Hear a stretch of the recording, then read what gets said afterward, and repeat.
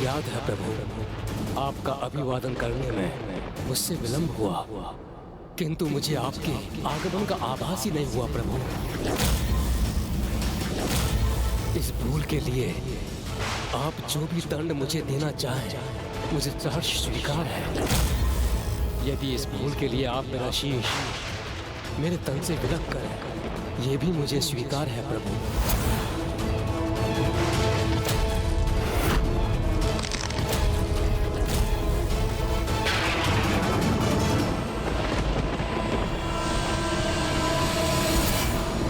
देखिए देवी पार्वती, प्रभु महादेव के क्रोधांश और स्वामी के शीतल अंश एक दूसरे के सम्मुख हैं।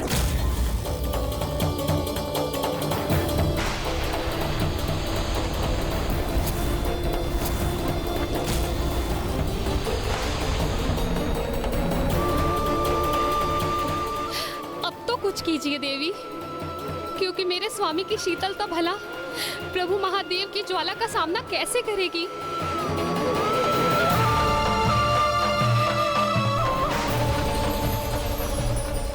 अति किसी की भी हो, वो कभी भी उचित नहीं होती। इसीलिए शीतलता और क्रोध दोनों का ही उनके चरम पर होना सर्वथा अनर्थकारी प्रमाणित होता है और इन दोनों में संतुलन स्थापित करना अनिवार्य है। और संतुलन तो भ्राता श्री हरि नारायण का ही स्वभाव है, और भ्राता नारायण ही प्रभु महादेव का क्रोध शांत कर सकते हैं। प्रभु महादेव का क्रोध शांत कर सकते हैं।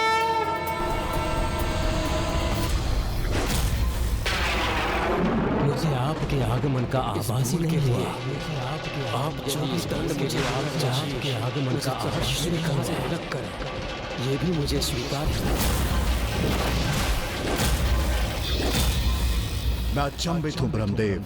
एक तो आपसे एक बहुत बड़ी भूल हुई है, और फिर भी आप मेरे समक्ष शांत और शीतल होने का प्रयास कर रहे हैं। आपके द्वारा ऐसे आचरण से तो स्पष्ट है कि संसार से अनुशासन संपूर्ण रूप से मिट चुका है, जिसका आरंभ आपसे ही होता है। इसलिए नियम और अनुशासन के पालन हेतु एक बड़ा उदाहरण प्रस्तुत करने के लिए मैं आपको शापित करता हूँ।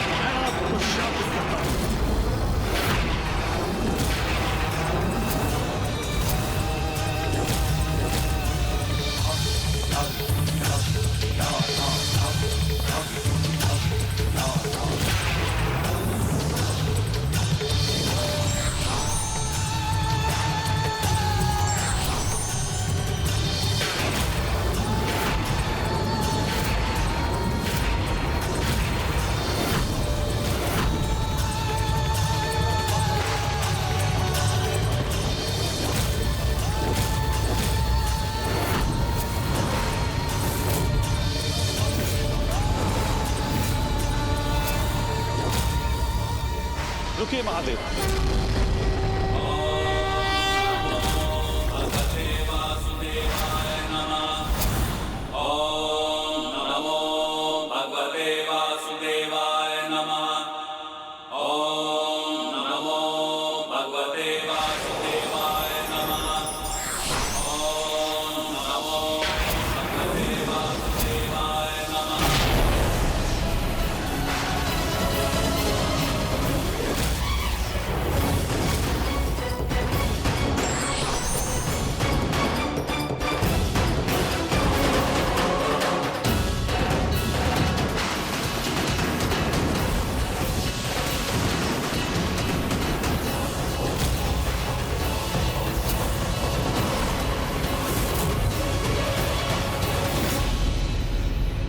देखिए देवी सरस्वती, मैं भ्राता श्री हरि नारायण के इसी संतुलित अंश का उल्लेख कर रही थी। देखिए देवी, किस प्रकार इस अंश के उत्पन्न होते हैं। महादेव के क्रोधांश से ब्रह्मदेव की शीतलता का बचाव हो गया है,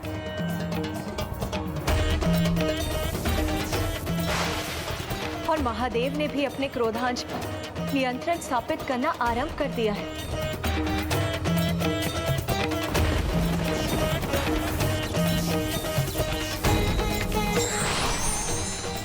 स्थिति में हस्तक्षेप करने के लिए मैं क्षमा चाहता हूं महादेव, किंतु मैं यहाँ उपस्थित होने के लिए विवश था, ताकि आपको यह आभास करा सकूं कि आप अपने क्रोध के आवेग में ब्रह्मदेव के शीतल और शांत व्यवहार को उनका अहंकार समझ रहे हैं।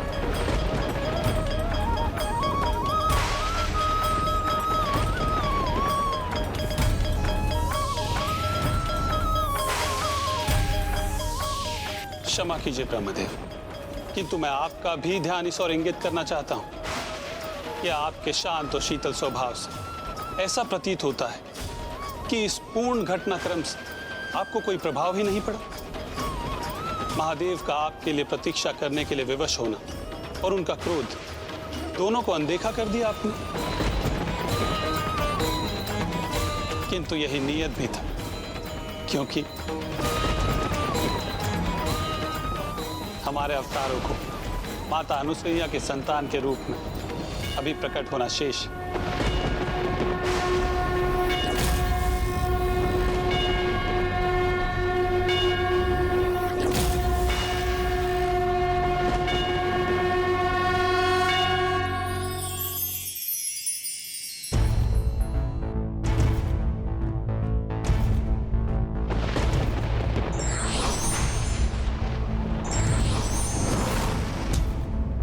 मुझे विश्वास कि आपको भी माता अनुसुईया की ममता का अनुभव अवश्य स्मरण होगा, जिसे हम पुनः प्राप्त करने जा रहे हैं।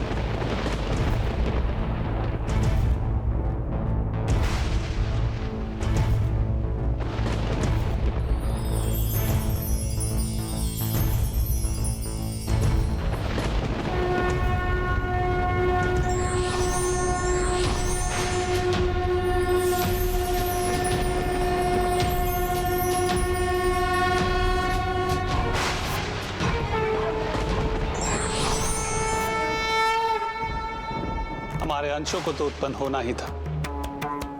अब माता अनुसुईया द्वारा उन्हें प्राप्त करने का समय आ गया है, जिससे हम अवतार ले सकें।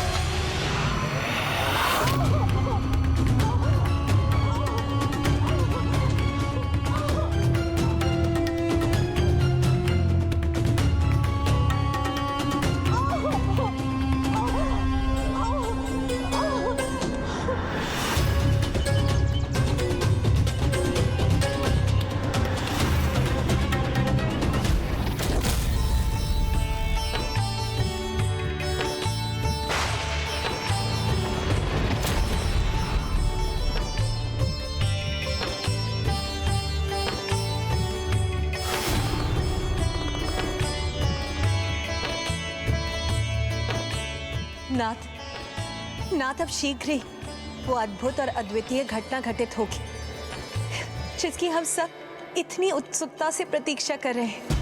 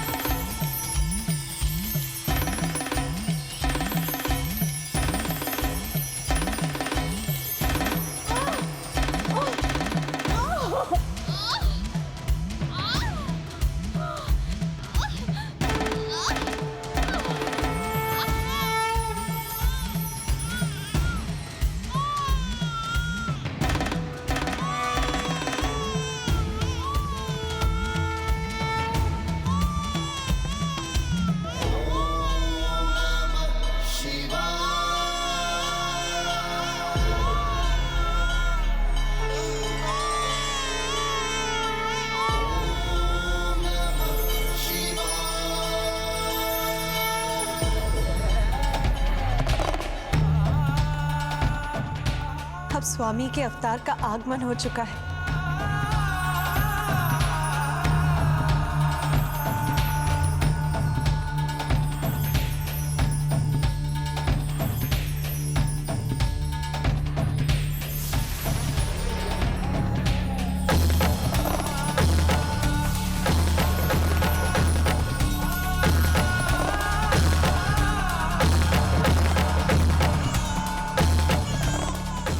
एक और शिशु।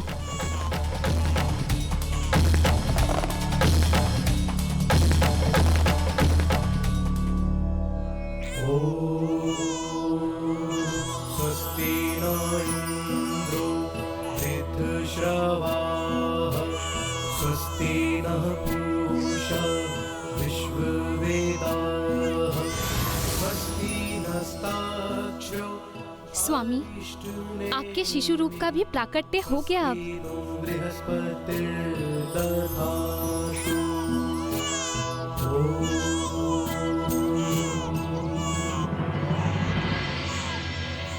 कितना दिव्य और सुंदर स्वरूप है इस शिशु का देवी।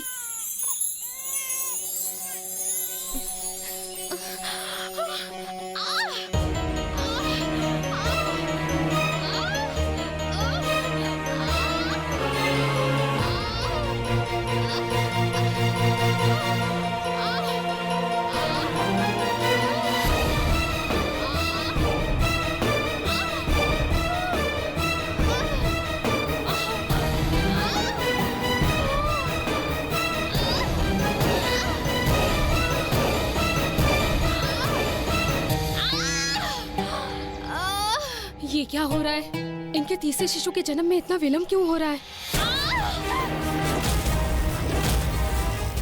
स्वामी, आपके अवतार के जन्म में ऐसी बाधा क्यों उत्पन्न हो? श्री हरि नारायण के अवतार क्यों नहीं प्रकट हो रहे?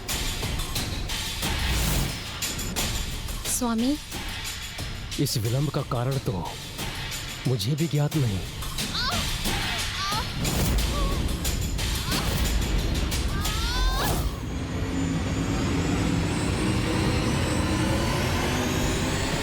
संसार में अकारण कुछ नहीं होता।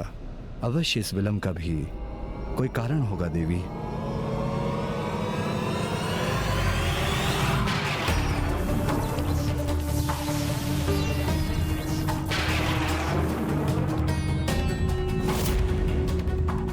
महादेव के क्रोधांश से मेरा बचाव करते समय श्री हरि नारायण के अंश का कुछ हास तो हुआ था। कदाचित यही कारण है इस विलंब के पीछे। मेरी क्रोधाग्नि के कारण ही प्रभु श्री हरि नारायण के संतुलित अंश अपूर्ण रह गए। मुझे उन्हें पूर्णता प्रदान करनी होगी। उन्होंने मेरी ढाल बनकर मेरा बचाव किया, इसके कारण उनके अंश अधूरे रह गए। उन्हें पूर्ण करना होगा मुझे।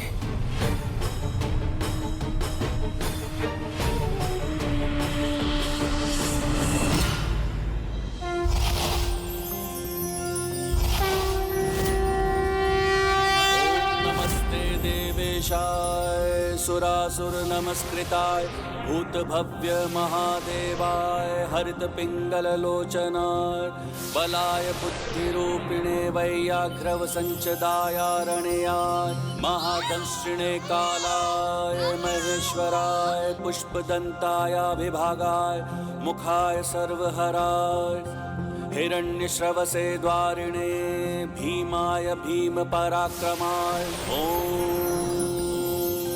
नमो नमः।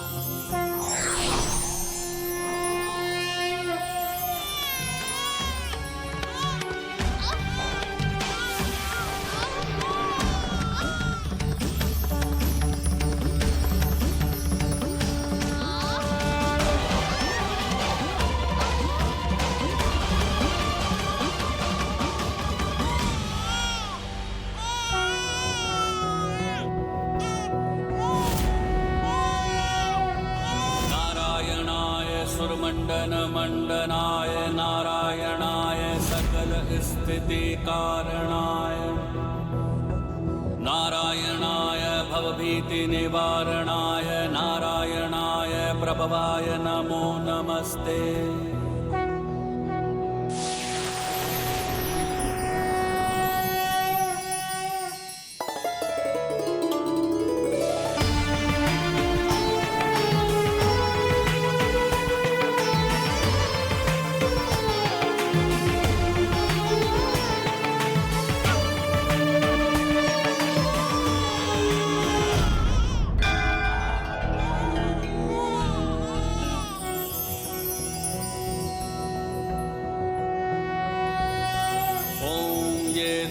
देवासो दिव्येकादशस्त पृथिव्यामध्येकादश। मैं धन्य हुआ, प्रभु की कृपा से मुझे दिव्य और अद्भुत पुत्रों की प्राप्ति हुई है।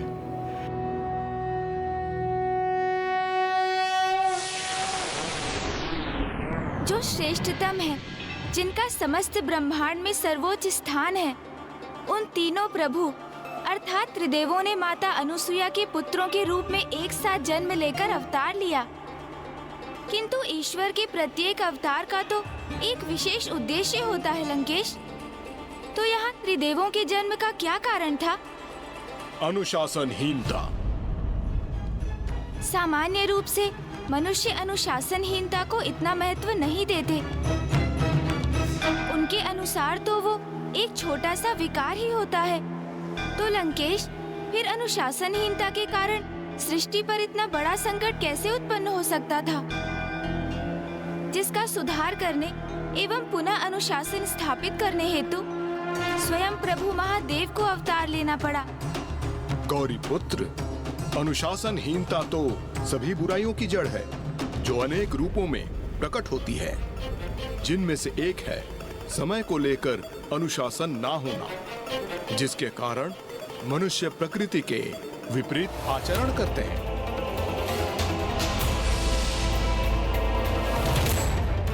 वो दिवस में सुप्तावस्था में रहते हैं और रात्रि में जागृत होते हैं, जिससे उनके स्वास्थ्य के साथ साथ उनकी बुद्धि पर भी कुप्रभाव होता है। और प्रकाश रहित रात्रि का गहन अंधकार तो अधर्म को ही जन्म देता है।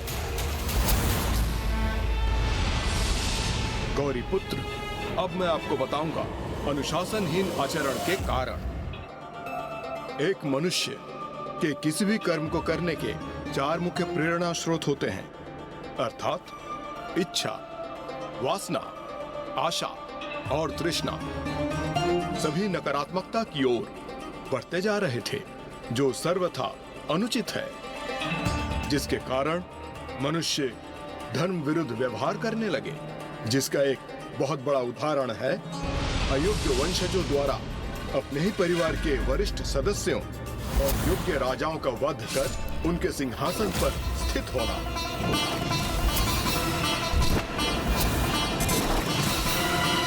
अब मैं बनूंगा राजा। फिर काम और क्रीड़ा वासना, कर्म वासना अर्थात अच्छे कार्य करने की प्रेरणा का स्थान लेने लगे। राजा का जन्म आनंद लेने के लिए ही होता है।